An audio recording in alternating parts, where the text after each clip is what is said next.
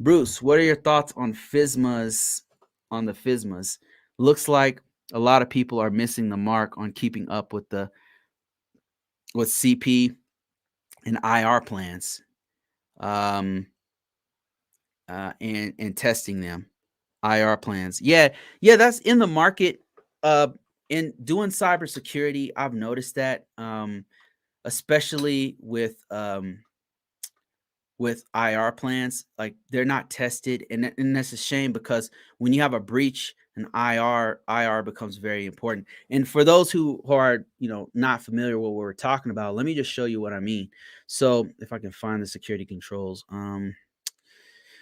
NIST security controls. Let me just I want to show you guys what I'm talking about as I'm speaking, and then kind of allow me to have something to kind of look at while we're breaking this all down. NIST security control. They have a really, really good breakdown on security controls for NIST 800 that I'm looking for. And I should have that in my, let me see. I think I have that in my Rolodex here. Yep, here it is right here.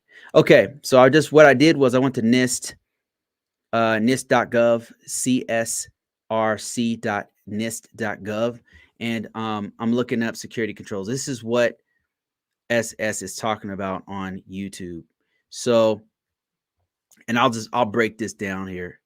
So, uh, these are security controls. So, security controls are what we use to secure systems. So, whenever you go into your bank or you go to your healthcare provider, you go to the hospital, you go wherever you go, Target, Walmart, wherever you go, all of them have security controls. They might not have NIST security controls, but they have some sort of security controls. They have PCI compliant security controls. They have HIPAA security controls. They have they have some sort of security controls that they apply to the system so that people can't just log into the system and exploit the system, take information off of it. It's locked down. The system is locked down. It has strong passwords. It has multi-factor authentication. It has physical security. It has all of these things that you are seeing here. AC controls, AT controls. In NIST, they have this naming convention for control, each control family. That's what you're seeing here. And what SS is talking about is this one in particular, contingency planning. So contingency planning is just like it sounds. You're planning for in the event of a disaster. You're planning in the event of something going wrong with your system. And so organizations who have very, very important information, the Department of Defense, aerospace companies, aerospace organizations, they're pretty good about contingency training. They're pretty good about contingency plans. And the reason why is because this shit happened to them. The shiitake has hit the fan, and and they have to figure out what to do, and they're scrambling, so they don't want to get caught again without having contingency plans in place. So contingency plans are tested on a regular basis. And what he's saying is that a lot of these organizations, what they won't do is test. First of all, you have to have a policy. Like the policy will just state in very broad terms, in the event of this type of disaster or this type of disaster, here's what we're going to do. At this site, we're going to do this. At site B, we're going to do X, Y, and Z at site. And then you'll have a policy, then you'll have a plan. The plan will break it down even further. The plan will say, we're going to go to exit. Here's how you exit here. Whenever you see those fire plans, when they're saying on the wall, they have like a fire escape plan, like go down this hall and go in the parking lot or whatever. That's a contingency plan. So you have a contingency plan for fires if they break out, for earthquakes if you happen to be in California somewhere, for tornadoes if you happen to be in Kansas. You have a contingency plan for hacking, of course. You have a contingency plan for all the events that are most likely to happen is what you'll have a contingency plan for. And SS is saying that a lot of organizations are not actually testing. They don't. Some of them don't even have this stuff, and then some of them have it, but it's just pencil whip. That means they just wrote some stuff on a paper, but they don't look at it. They don't practice it. They don't do any of that stuff.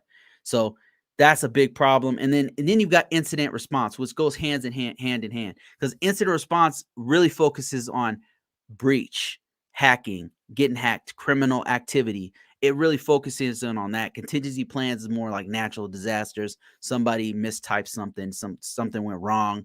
How are we going to bring the system back up? IR is incident response. That's like we had a security incident at our organization. Somebody broke into our system, stole some data, an insider threat stole some information, and their Coca-Cola is going to leak some information to Pepsi. You know what I mean? Like something is about to happen, is bad. How can we stop this bad thing from happening? What can we do? Do we have a team ready to respond? And so that is what all that stuff, what he's talking about. And unfortunately, a lot of organizations are not prepared for this. Now, let me enlighten you. One organization that was prepared for this, because a lot of organizations are soft targets. They're not the military, they're not aerospace organizations. They haven't been attacked before, so they just don't know any better. But let me enlighten you on this one. So the LA school district, they recently got attacked, and what they did was they were prepared, and because of that, I mean, good on them because a lot of hospitals, I know you've heard about like the pipeline and all that kind of stuff. They were not prepared. They weren't prepared for what happened to them, and it's sad because here is an organization that's literally a part of our infrastructure, and they weren't ready. But this high school is this school district is. So LA school district hackers demanding ransom. But the thing is, they demanded the ransom, but LA is like, no, because they were ready. They did what they were supposed to do, and they weren't able to get in. I think, is this the one that happened? This was very recent. Yeah, this was like last week or something that this happened. Massive cyber attack in LA Unified School District to start the month. So, okay. We can acknowledge that there has been a communication with a hacker responsive. Okay, they tried to do like that ransom thing. Well, they'll take over your system, lock all your information, and steal a bunch of information, take it somewhere else, and say, "Hey, give us $1 million. We'll release your information so you can continue on with your business." But LA school district was prepared, and they weren't having it. So if you're prepared, you can be like them. Like you can say, you know what, it didn't disable our stuff. It says ransom tool that temporarily disabled systems, froze others, and had access to some degree of data. Identified hackers has not been released. We are on the other hand attempting to understand how the breach took place. So there was a breach. Okay. I think, is this a recent one? Is this another one? This might be another one. Usually these begin with human degree of failure.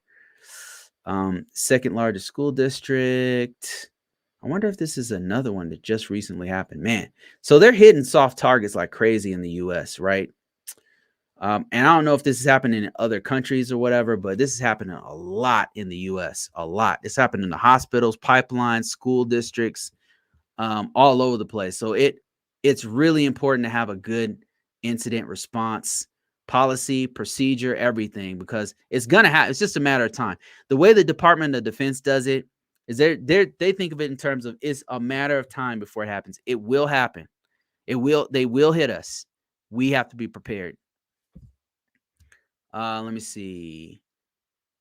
And that's also where like pen testing and stuff comes into play as well.